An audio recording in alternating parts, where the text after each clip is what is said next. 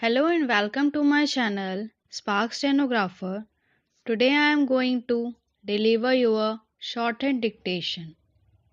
Exercise number 13, words 840, speed 80 to 100 words per minute.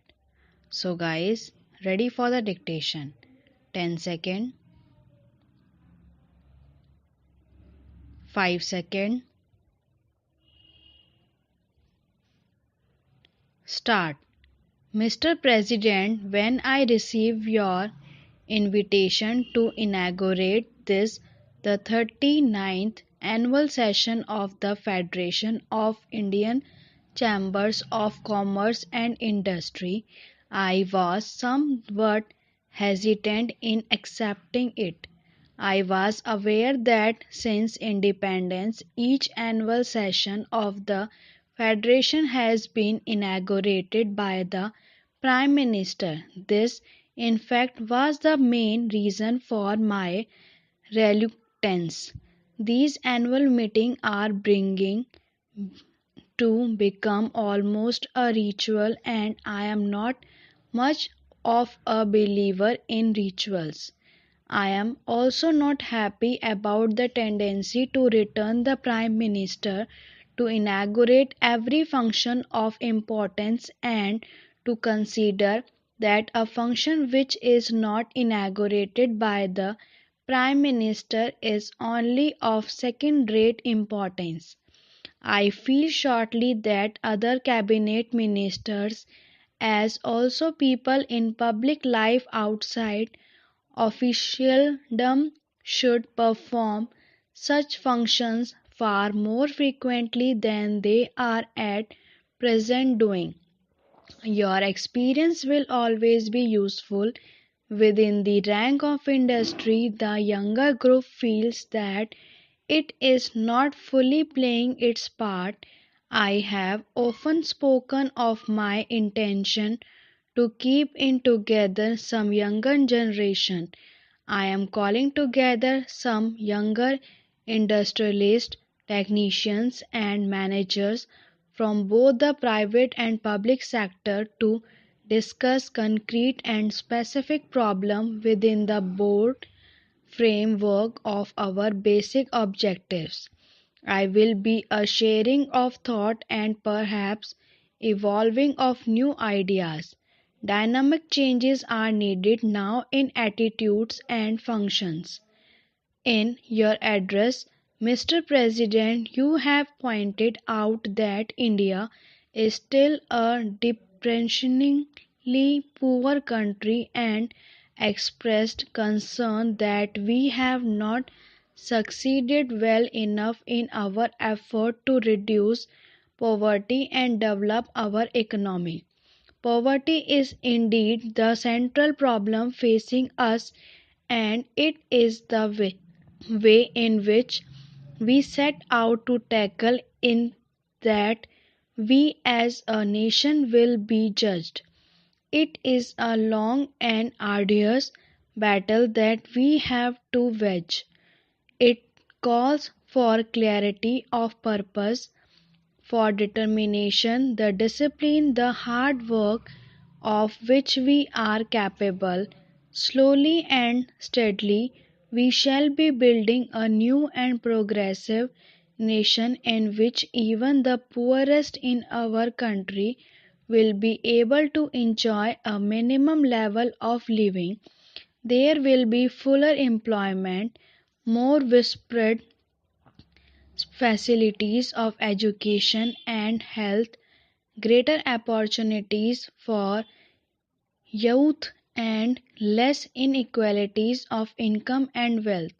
After you had shown so clear a recognition of the challenge of our situation, I was a little appointed, Mr. President, to hear you suggest that we would be well advised to have a smaller eighth plan.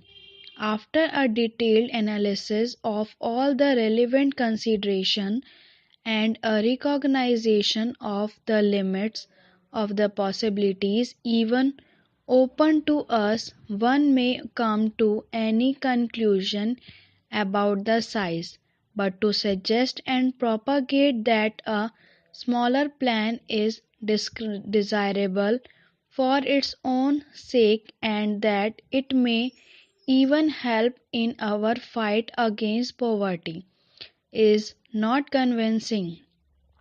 There is no question in my mind that we have no mobilized our resources to the limit of our capacity and use these human and material resources in a coordinated and efficient. If we shirk the responsibility and seek to cover it up by phrases, we shall be merely paying lip service to the cause of the common man. It is not with caution and circumspections that we can win the war against poverty, but by our capacity to take risks and to accept burdens and responsibilities. This does not mean that we should not take the greatest possible care in the husbanding of our resources. I am anxious to seek advice on the methods by which we could achieve a higher rate of growth in our economy and ensure better performance in every sector of our activity with lower investment or input of resources in general. I do not deny that our performance in the recent past has fallen short of our expectations. We could have done better in many directions. However, let us not belittle our achievements. There is much in our record of the last three plans of which we can legitimately be proud. Let us not forget that the current level of industrial production is nearly twice of what it was in 1955, and we produce a large range of commodities which we did not produce before. The output of food grain increased by 70% between 1990 to 91 and 1994 to 95. Let us not ignore the great progress in education, especially in primary education and technical education. New skills have been developed. Science and technology are making their presence felt in distant villages.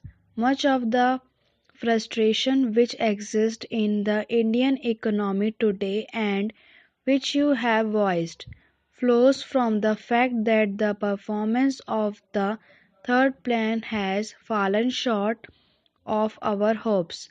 Let us by all means learn from our mistakes and attempt to correct them to best of our abilities and resources.